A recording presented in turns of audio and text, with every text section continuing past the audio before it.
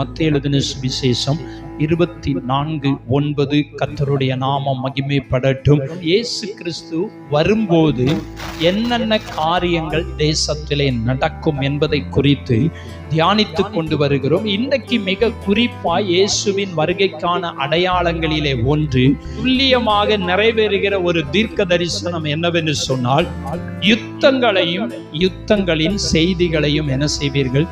கேள்விப்படுவீர்கள். அதுக்கு நமக்கு நிறைய செய்திகளை நம்ம சொல்லிக்கொண்டே போகலாம். கடைசி காலத்திலே நாம் என்ன செய்து கொண்டிருக்கிறோம்? வாழ்ந்து கொண்டிருக்கிறோம். வருகையின் நாட்கள் சமீபமாய் என்ன செய்கிறது?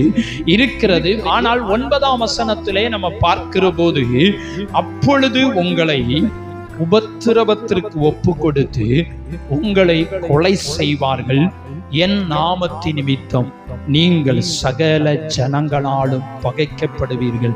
இதுவும் இன்றைக்கு தேசத்தில் தீவிரமாய் நடந்து கொண்டிருக்கிறது. எல்லா ஜனங்களாலும் இயேசுவின் நாமத்தின் நிமித்தம் தேவனுடைய பிள்ளைகள் பகைக்கப்படுகிற ஒரு காலத்தில் என்ன செய்து கொண்டிருக்கிறோம்? வாழ்ந்து கொண்டிருக்கிறோம். இயேசுவின் சுவிசேஷத்தை அறிவிக்க முடியல, இயேசுவை குறித்து சொல்ல முடியல. சில கட்சிகள் என்ன செய்யறாங்க?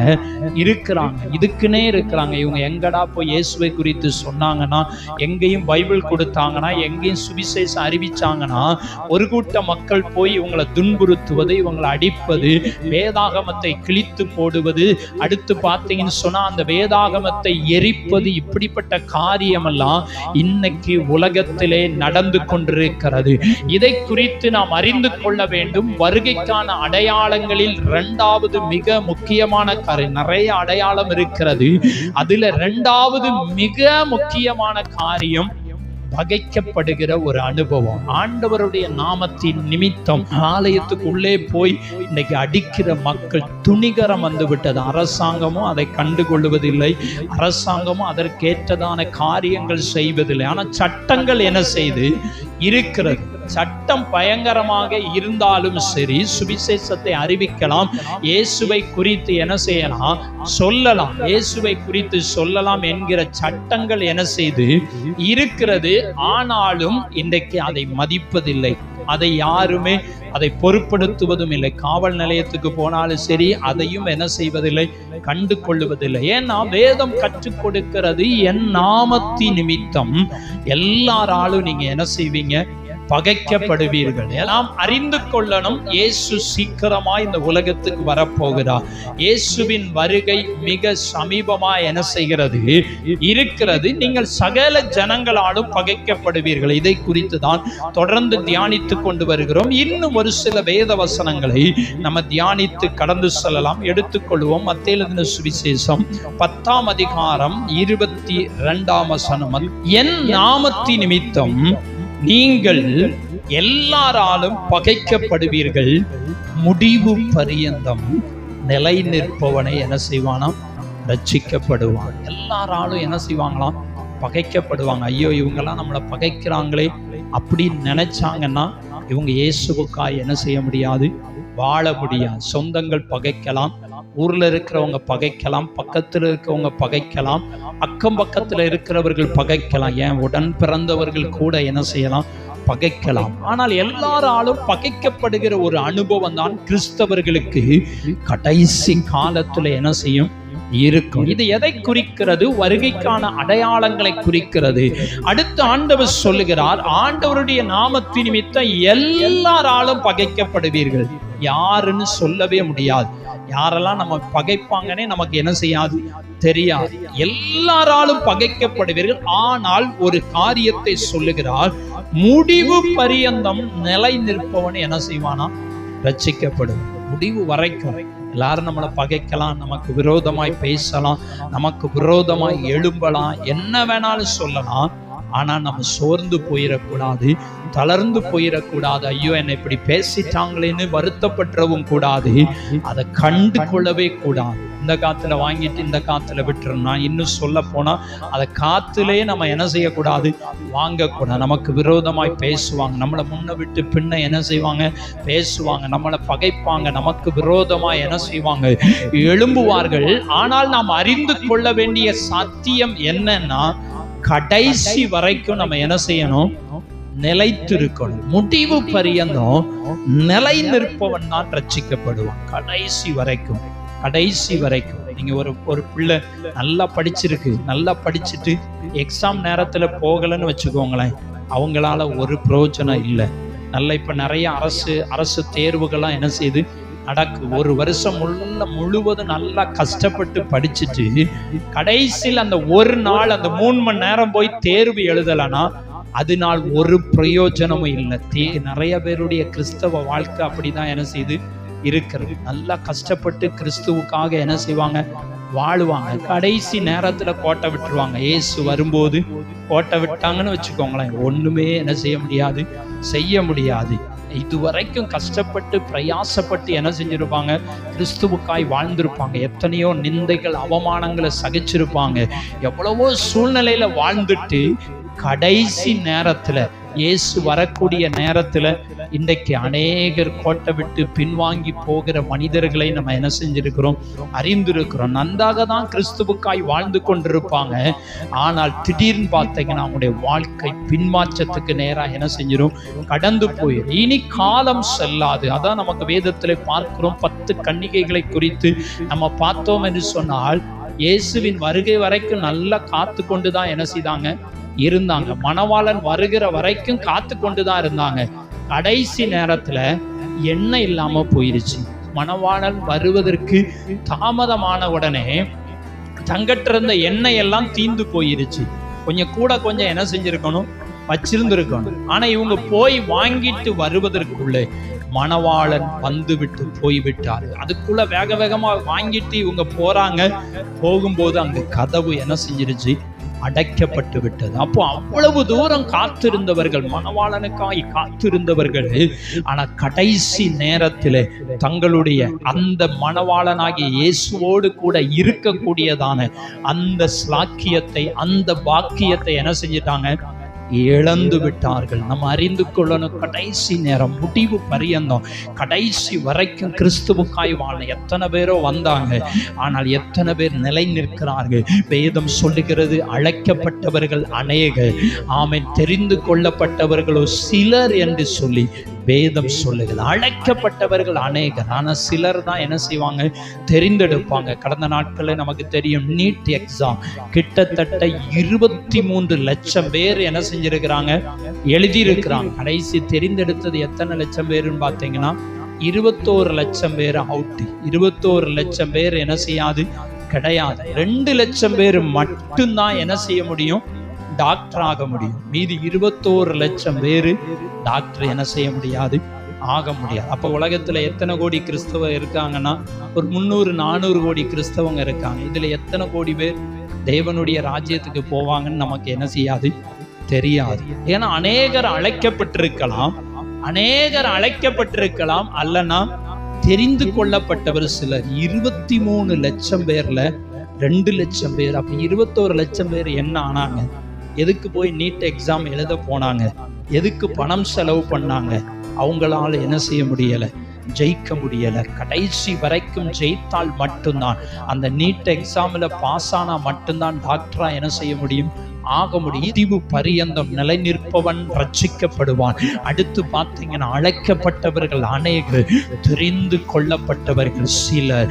தெரிந்து கொள்ளப்பட்ட சிலராய் நீங்களும் நானும் என இருக்கணும்னு கர்த்தர் விரும்புகிறார். என கடைசி காலத்துல இருக்கிறோம். வருகையின் அடையாளங்கள் தேசத்திலே தீவிரமாய் நடந்து கொண்டிருக்கிறது. நம்முடைய வாழ்க்கை, நம்முடைய எண்ணம் எல்லாம் என்ன பிரச்சனை, போராட்டம், கஷ்டங்கள், உபத்திரவங்கள், பகைக்கப்படுகிற அனுபவங்கள் வந்தாலும், யார் நம்மை வெறுத்தாலும் ஒதுக்கினாலும், கிறிஸ்துவுக்காய் முடிவு வரைக்கும் நம்ம என்ன செய்யணும், வாழணும் என்று வேதம் சொல்லுகிறது. யோவான் எழுதின சுவிசேஷம் 15ஆம் அதிகாரம் 18 21 வரைக்கும் நீங்க வாசித்து பார்த்தீங்கன்னா அதிலே சில சம்பவங்கள் சொல்லப்பட்டிருக்கிறது. 18ஆம் வசனம் சொல்லுகிறது, உலகம் உங்களை பகைத்தால், உலகம்னா யாரு? உலகத்தில் இருக்கிற மக்கள். அது குடும்பமா இருக்கலாம், புறஜாதியாரா இருக்கலாம், சொந்தங்களா இருக்கலாம், இன்னும் அநேகரா இருக்கலாம். யாரா இருந்தாலும் சரி, உலகம் உங்களை பகைத்தால், உங்களை பகைக்கிறதற்கு முன்னே, உங்களை பகைக்கிறதுக்கு முன்னாடியே வேதம் சொல்லி என்னை பகைத்தது என்று என்ன செய்யுங்க, அறியுங்கள். ஆண்டவர் நமக்கு ஆறுதலான ஒரு வார்த்தை சொல்லுகிற காரியம், சகல ஜனங்களாலும் நீங்க என்ன செய்வீங்க? பகைக்கப்படுவீங்க. எல்லாராலும் பகைக்கப்படுவீங்க. ஆனா அதுக்கு பிறகு ஆண்டவர் சொல்லுகிறார், உலகம் உங்களை பகைத்தால். நம்ம ஒவ்வொருவரையும் உலகம் பகைச்சதுன்னா, நம்மளை பகைக்கிறதுக்கு முன்னாடியே யாரை பகைச்சிருக்கு? ஆண்டவரை பகைத்திருக்கு. ஆண்டவரை பகைச்சா என்ன நடக்கும்? உலகத்திலே ஒருத்தனை பகைச்சா அவனை இல்லாம என்ன செஞ்சிருந்தாங்க? ஆக்கிருந்தாங்க. ஆனா ஆண்டவரை பகைச்சிட்டு ஒருத்தன் நிம்மதியா என்ன செய்ய முடியுமா? வாழ முடியும். அவனுக்கு நிம்மதியான தூக்கம் என்ன செய்யாது? இருக்காது. நிம்மதியான வாழ்க்கை என்ன செய்யாது? இருக்காது. அவனுடைய வாழ்க்கை எப்படி இருக்கும் என்று சொன்னால், நரகமாக தான் என்ன செய்யும்? இருக்கும். வேதம் சொல்லுகிறது, உலகம் உங்களை பகைக்கிறதுக்கு முன்னாடியே என்னை பகைத்தது என்று நீங்க என்ன செய்யுங்க? அறியுங்கள். நம்மளை நம்ம நினைக்கணும், நம்மளை ஒருத்தன் பகைச்சாங்கனாலே அவங்க ஆண்டவரை ஏற்கனவே பகைச்சிட்டாங்கன்னு புரிஞ்சு கொள்ளணும். அதனால நம்ம கவலையை என்ன செய்யக்கூடாது? படக்கூடாது. நம்மளை ஒருத்தங்க வெறுத்தாங்கனாலே ஏற்கனவே ஆண்டவரை வெறுத்துட்டு வர்றாங்க. ஆண்டவரையே வெறுத்துட்டு வரும்போது நம்ம கவலையே படக்கூடாது. ஏன்னா நமக்காக நம்மோடு கூட இயேசு என்ன செய்கிறார்? இருக்கிறார். வேதம் சொல்லுகிறது, உங்களை தொடுகிறவன் என் கண்மணியை என்ன செய்கிறான்?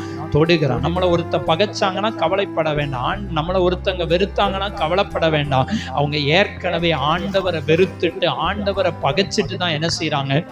வருகிறார்கள். இதெல்லாம் கடைசி காலத்துல என்ன செய்யுமா?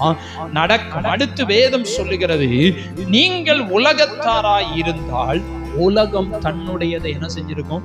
சிநேகித்திருக்கும். நீங்க உலகத்தாரா நம்ம இருந்தோம்னா உலகம் என்ன பண்ணிருக்குமா? நம்மை நேசித்திருக்கும். நம்ம உலகத்தாராய் அல்லாததினால, உலகத்தில் நான் உங்களை உலகத்திலிருந்து தெரிந்து கொண்டபடியினாலும் உலகம் உங்களை என்ன செய்கிறது? பகைக்கிறது. உலகத்திலிருந்து தான் ஆண்டவர் நம்மை தெரிந்து கொண்டிருக்கிறார். நம்ம எல்லாரும் வானத்திலிருந்து என்ன செய்யல? வரல. உலகத்துல இருக்கிற 800 கோடி மக்கள்ல நீங்களும் நானும் ஒருத்தர். உங்களையும் என்னையும் ஆண்டவர் என்ன பண்ணியிருக்கிறாரு? தெரிந்து கொண்டிருக்கிறார். வேதம் சொல்லுகிறது, நீங்கள் உலகத்தாராய் இராதபடியினாலும் நான் உங்களை உலகத்திலிருந்து தெரிந்து கொண்டபடியினாலும் உலகம் உங்களை பகைக்கிறது. உங்களை ஒருத்தர் பகைச்சாங்கன்னா நீங்க நல்லா தெரிஞ்சுக்கோங்க, நீங்க உலகத்தார் கிடையாது. உங்களை எல்லாருமே நேசிக்காங்க, உங்களை அன்பா எல்லாத்துலயும் உங்களை முன்னாடி கொண்டு வந்து வைக்காங்கன்னா நீங்க உலகத்தார் தான். இந்த வசனத்தின்படி நீங்க யோசித்து பார்த்தீங்கன்னா, நம்மளை பகைக்கணும். பகைச்சா நம்ம உலகத்தார் என்ன செய்யாது? கிடையாது. நம்மளை யாராவது வெறுக்காங்களா? நம்மளை பகைக்காங்களா? அப்படின்னா நம்ம பரலோகத்துக்குரியவங்கன்னு நன்றா என்ன செஞ்சுக்கோங்க? தெரிஞ்சுக்கோங்க. நம்மளை ஒருத்தர் பகைச்சிட்டாங்க, வெறுத்துட்டாங்க அப்படின்னா நாம் பரலோகத்துக்குரியவங்க. நம்மளை எல்லாரும் நேசிச்சு நம்மளை ஒருத்தருமே பகைக்கலை, வெறுக்கலை அப்படின்னா நீங்களும் நானும் உலகத்தார் என்பதை, யாரெல்லாம் நம்மளை பகைக்கலையோ நம்மளை வெறுக்கலையோ அப்படின்னா நம்ம உலகத்தார். நீங்க தான் எல்லாம், நீங்க தான் நம்மளை முன்னாடி தூக்கி வச்சாங்கனாலே நம்ம யாரு? உலகத்தார். நன்றாய் புரிந்து கொள்ள, இதுல இருந்து நம்ம நன்றாய் தெரிந்து கொள்ளலாம். நீங்களும் நானும் நான் உலகத்தானா உலகத்தான் இல்லையா என்பதை என்ன செஞ்சுக்கலாம்? அறிந்து கொள்ளலாம். நம்ம உலகத்தாரா இல்லாதபடியினாலும் உலகத்திலிருந்து ஆண்டவர் நம்மை தெரிந்து கொண்டபடியினாலும் உலகம் உங்களை என்ன செய்து? பகைக்கிறது. என்னெல்லாம் நிறைய பேர் என்ன செஞ்சிருக்கிறாங்க? பகைச்சிருப்பாங்க. நிறைய பேர். ஏன்னா நம்ம உலகத்தாரா நம்ம வாழ்றதுக்கு விரும்பல. அது விசுவாசிகள் கூட பகைச்சிருக்கலாம், விசுவாசிகள் கூட வெறுத்திருக்கலாம். ஆனா நான் கவலைப்பட போறதே கிடையாது. ஏன்னா நம்ம உலகத்தாரு கிடையாது. நான் உலகத்தாரா இருந்தா என்னை எல்லாரும் என்ன செய்வாங்க? நேசிப்பாங்க. நான் உலகத்தாரா இருந்தா நான் உலகத்துக்கு ஏற்றபடி நான் உங்களுக்கு என்ன செய்வேன்?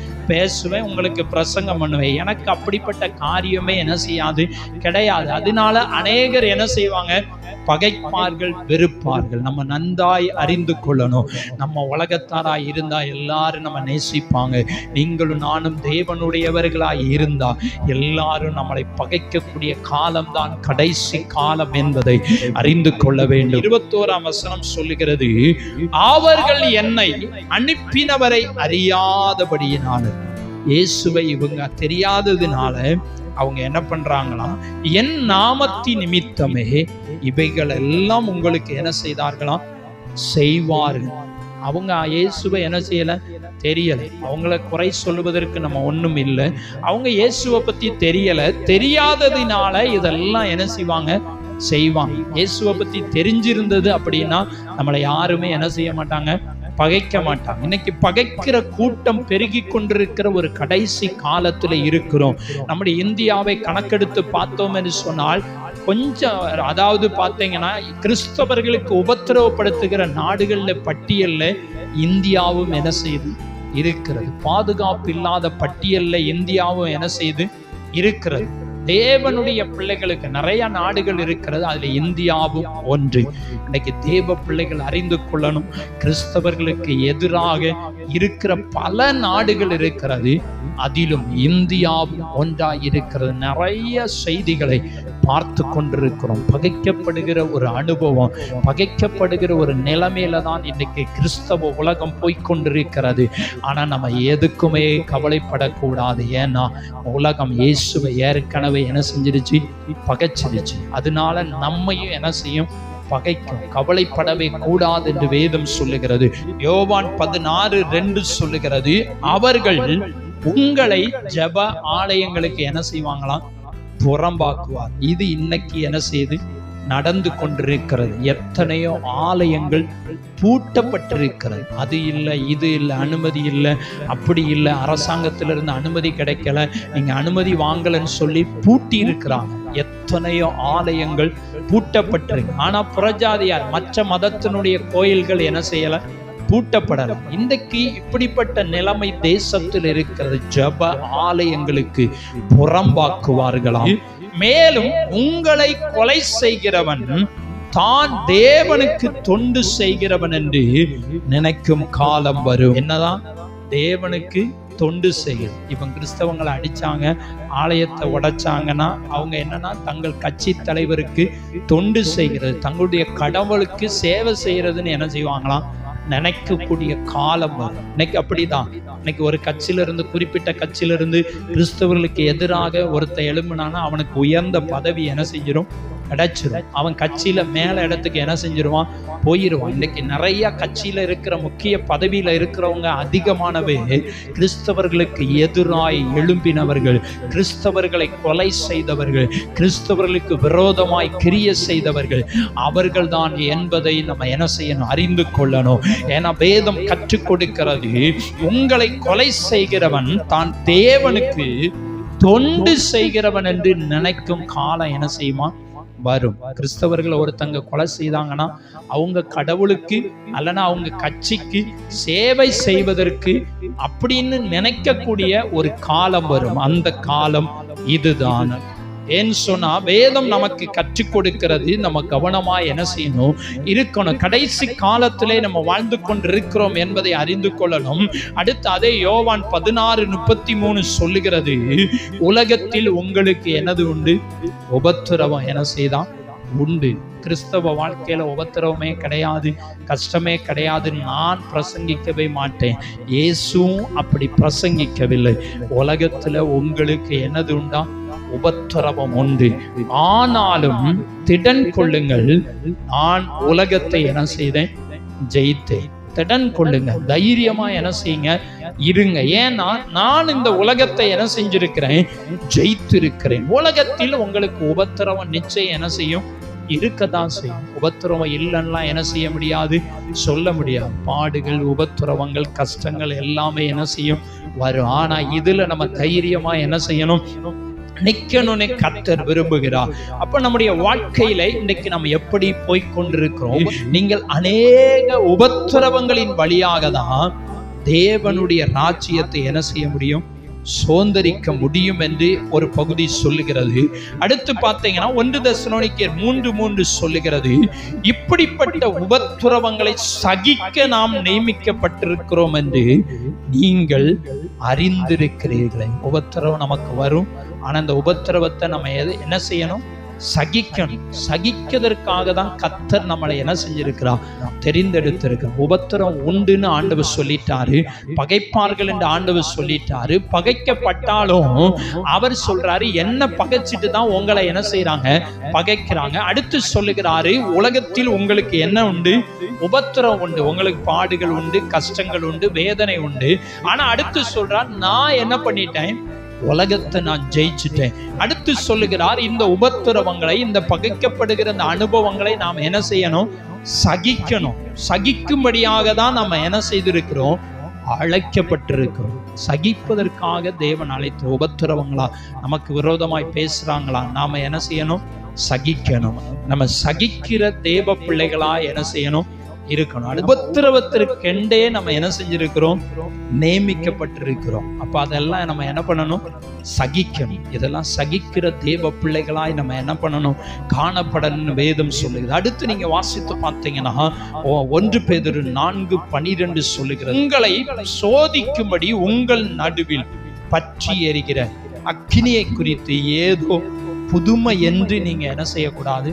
நினைக்க கூடாது. உலகத்துல உபத்திரம், அக்கினினாலே என்னது? சோதனை, உபத்திரம், கஷ்டம், இதெல்லாம் நடக்குவோ, இதெல்லாம் புதுசு அப்படின்னு நம்ம என்ன செய்யக்கூடாது? நினைக்க கூடாது. ஏற்கனவே கிறிஸ்தவர்களை உபத்திரவப்படுத்தினார்கள். உயிரோட ஒரு பெரிய கிரவுண்டுக்குள்ள கிறிஸ்தவர்களை விட்டு சிங்கங்களை திறந்து விட்டு பிள்ளைகளையும் குழந்தைகளையும் பெரியவர்களை என்ன செய்தாங்க? சிங்கத்தை திறந்து விட்டு, ரோமர்களுடைய ஆட்சி காலத்திலே சிங்கத்தை திறந்து விட்டு கொல்லணும்னு சொல்லி என்ன செய்தாங்க? சிங்கம், உயிரோட சிங்கத்தை, மனிதர்கள் இருக்கிற இடத்துல, அதுவும் பட்னியா கிடக்க சிங்கத்தை திறந்து விட்டா அந்த சிங்கம் என்ன செய்யும்? அந்த காலங்கள்ல இருந்தே கிறிஸ்தவர்களுக்கான உபத்திரவங்கள் ஆரம்பித்து கொண்டே இருந்தது. ஏன்னா கிறிஸ்தவங்க திருப்பி என்ன செய்ய மாட்டாங்க? அடிக்க மாட்டாங்க. திரும்ப என்ன செய்ய மாட்டாங்க? பேச மாட்டாங்க. திரும்ப அவங்க எதையுமே செய்ய மாட்டாங்க என்பதை அவர்கள் அறிந்து கிறிஸ்தவர்களை உபத்திரவப்படுத்தி கொண்டிருக்கிறார்கள். இது ஏதோ ஒரு புதுமையெல்லாம் நீங்க என்ன செய்ய வேண்டாம்? நினைக்க வேண்டாம். இந்த உபத்திரவங்கள் அன்றைக்கே என்ன செய்கிறது?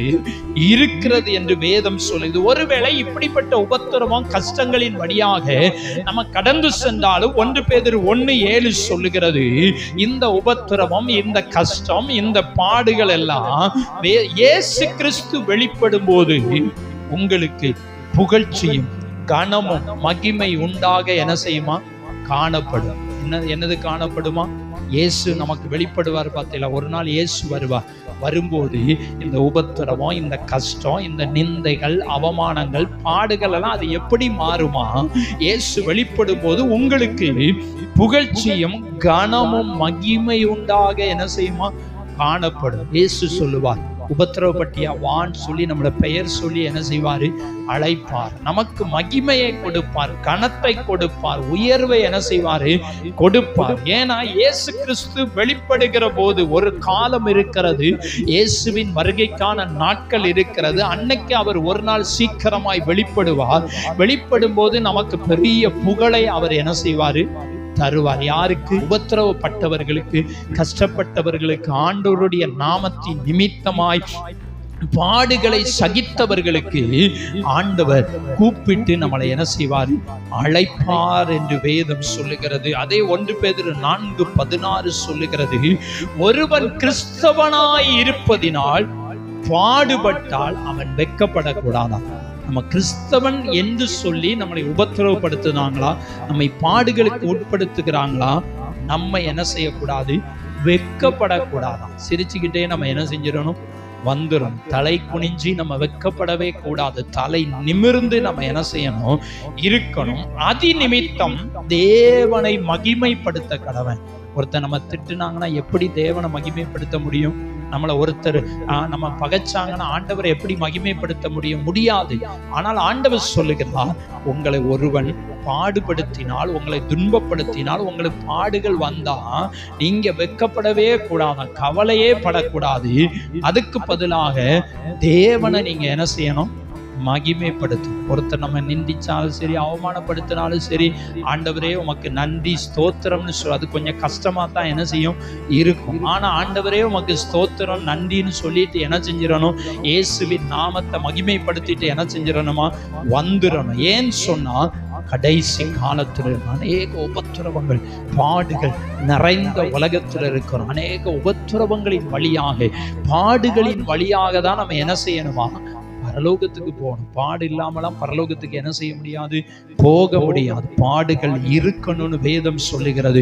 அப்போஸ்தலர் 14:22 சொல்லுகிறது. அது சீசருடைய மனதை திடப்படுத்தி விசுவாசத்திலே நிலைத்திருக்கும்படி அவர்களுக்கு புத்தி சொல்லி, நாம் அநேக உபத்திரவங்களின் வழியாய் தேவனுடைய ராஜ்யத்தில் பிரவேசிக்க வேண்டும் என்று என்ன செய்தார்களாம், சொன்னார்கள். அநேக பாடுகளின் வழியாக, அநேக உபத்திரவங்களின் வழியாக எங்க பிரவேசிக்கணுமா, தேவனுடைய ராஜ்யத்தை என்ன செய்யணும், பிரவேசிக்கணும். தேவனுடைய ராஜ்யத்துக்குள்ள நம்ம போகணும்னா பாடுகள் உபத்திரவங்கள் நிச்சயம் என்ன செய்து இருக்கத்தான் செய்யும். பாடே இல்லை, கிறிஸ்தவ வாழ்க்கையில பாடுகளே இல்லை, பிரச்சனைகளே இல்லைன்னு நான் ஒரு நாள் என்ன செய்ய மாட்டேன், சொல்லவே மாட்டேன். எல்லாமே உங்களுக்கு ஆசீர்வாதமா இருக்கும், நீங்க நினைச்சதெல்லாம் அப்படியே கொட்டும் அப்படின்னு நான் சொல்லவே மாட்டேன். ஆனால் வேதம் கற்றுக் கொடுக்கிறது, ஒருத்தன் பரலோக ராஜ்யத்துக்குள்ள போகணும்னா அநேக பாடுகள் உபத்திரவங்களின் வழியாக தான் கடந்து போகணும். இயேசு பிதாவினுடைய வலது பாரிசத்திலே வீற்றிருக்கும்படியாய் போய் வீற்றிருக்கிறார் என்று சொன்னார். இந்த உலகத்துல பல பாடுகளை பட்டார், நிந்தைகள், அவமானங்கள், அவரை கொலை செய்தார்கள். யார், அடுத்தவங்களை, சொந்த ஜனங்களை என்ன செய்தார்கள், சிலுவையில் அறைந்து கொலை செய்தார்கள். இப்படி அநேக பாடுபட்டவர் மரித்தார். 3ஆம் நாள் உயிரோடு எழும்பி இன்றைக்கும் பிதாவினுடைய வலது பாரிசத்தில் என்ன செஞ்சிருக்கிறாரு, வீற்றிருக்கிறார். நம்மளும் போய் ஒரு நாள் அவரோடு கூட என்ன செய்ய போகிறோம், உட்கார போகிறோம். அவரோட கூட போய் நம்ம வாசம் பண்ண போகிறோம்.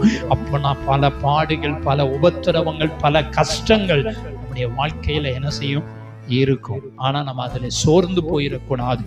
தைரியமா என்ன பண்ணணும், முன்னேறி செல்லணும். பாடுகளை கண்டு சோர்ந்து போகக்கூடாது. கடைசி காலத்திலே நடக்கும். நீங்கள் எல்லாராலும், சகல ஜனங்களாலும் பகைக்கப்படுவீர்கள். ஆனா கடைசி வரைக்கும் நம்ம நிலை நிற்கிற தேவ பிள்ளைகளாய் இருக்கணும். கடைசி வரைக்கும் உறுதியாய் நிற்கிற தேவ பிள்ளைகளாய் இருக்கணும். அநேகர் கிறிஸ்துவுக்காய் வைராக்கியமாய் நின்றிருக்கிறார்கள். அநேகர் கிறிஸ்துவுக்காய் வாழ்ந்திருக்கிறார்கள். அநேகர் கிறிஸ்துவுக்காய் தங்களுடைய ஜீவனையை என்ன செஞ்சிருக்கிறாங்க, கொடுத்திருக்க. இயேசு ஜீவனை கொடுக்கலனா நமக்கு பாவ மன்னிப்பு கிடையாது. அவர் ரத்தம் சிந்தலனா பாவ மன்னிப்பு கிடையாது. மிருகங்களுடைய இரத்தத்தினால பாவ மன்னிப்பு இல்லை என்பதை உணர்ந்த இயேசு கிறிஸ்து அவர் தன்னையே பலியாக ஒப்பு கொடுத்து நம்மை மீட்டிருக்கிறார். அவர் ரத்தம் சிந்தி நம்மை மீட்டிருக்கிறார். அதனால நம்ம என்ன செய்யணும், நம்ம அவருடைய பாடுகளை சகித்தோம் என்று சொன்னார். அவரோடு கூட ஆளுகையும் செய்யும். அவரோட கூட பாடுகளை சகித்தால் அவர் கூட நம்ம என்ன பண்ணுவோம், ஆளுகை செய்யும். ஆளுகை செய்யணும், பாடுகளை சகிக்கணும். பாடுகளை கண்டு சோர்ந்து போயிடக்கூடாது. உபத்திரவங்களை கண்டு சோர்ந்து போயிடக்கூடாது. பகைக்கப்படுகிற அனுபவங்களை கண்டு சோர்ந்து போயிடக்கூடாது. சகிப்பு தன்மையை நம்ம பெற்றுக்கொள்ளணும், சகிக்கணும். நம்மளை பாடுபடுத்தினால், நமக்கு விரோதமாய் பேசினாலும் சகிக்கிற தெய்வ பிள்ளைகளாக இருக்கணும். சகித்து கொள்ளணும். தேவனுடைய நாமத்தை என்ன செய்யணும், மகிமைப்படுத்தணும். வருகைக்கான அடையாளங்களில் மிக முக்கியமான ஒன்று இதுதான். இயேசு சீக்கிரமாய் உலகத்துக்கு வரப்போகிறார். யுத்தங்கள் இன்றைக்கு அதிகமாய் வெளிப்படையாய் தெரிகிற முக்கியமான காரியம், முழு உலகமும் பேசப்படுகிற காரியம் யுத்தம், யுத்தம், யுத்தம். செய்தித்தாள்களில் நீங்க எடுத்தீங்கன்னா யுத்தம் என்கிற வார்த்தை வராத செய்தித்தாளே என்ன செய்யாது, இருக்காது. நீங்க மீடியாவை எடுத்தீங்கன்னு சொன்னா யுத்தத்தை குறித்து பேசாதவர்களே கிடையாது. அந்த அளவுக்கு தேசம் கடைசியை நோக்கி போய்கொண்டிருக்கிறது.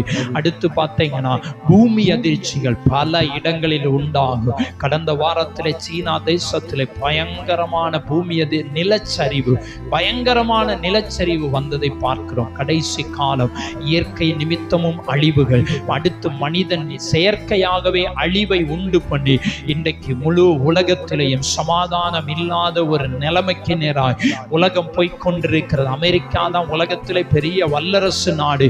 ஆனா அந்த வல்லரசு நாடை வீழ்ச்சி அடைந்து கொண்டிருக்கிறது. அன்னைக்கு ஒரு செய்திகளை பார்க்கிற போது, இன்னைக்கு யுத்தம் ஆரம்பிச்சதுன்னா அமெரிக்காவால 8 நாட்கள் மட்டும்தான் என்ன செய்ய முடியுமா, தாக்கு பிடிக்க முடியுமா. 8 நாளில் அவங்ககிட்ட இருக்கிற ஆயுதம் எல்லாம் என்ன செஞ்சிருமா, தீந்து போயிருமா. அப்ப பாருங்க, யோசித்து பாருங்க.